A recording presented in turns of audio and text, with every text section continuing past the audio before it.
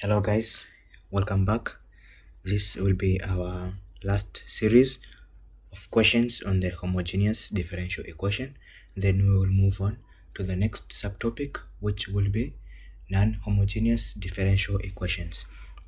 So right now we already know how to do this. We're just going to write the auxiliary equation, which is going to be 4m squared plus 8m minus 5 is equal to 0. Finding the roots of m using the formula of b squared minus 4ac by 2a. You'll get your roots as minus 5 by 2 and 1 by 2, which is also a case 1 scenario. So our formula by now will be knowing that it will be c1 e raised to minus 5 by 2x plus c2 e raised to 1 by 2x. Simple as that. So moving on to the next question, we do the same steps. Auxiliary equation, which will be 4m squared plus 4m plus 1 is equal to 0.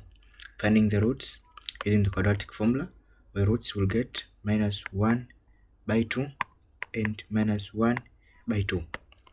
This is a case 2 scenario where roots are real and repeated.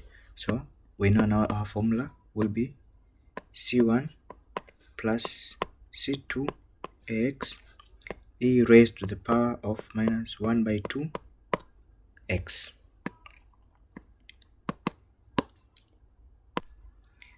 Moving on to another question on homogeneous differential equations. Again, here we have a differential equation. We follow the same steps. Auxiliary equation will be m cubic minus 4m squared plus m plus 6. So now we have a cubic equation, which is a little bit different case from the previous questions, which we are getting a quadratic equation. So there is a way to solve a cubic equation.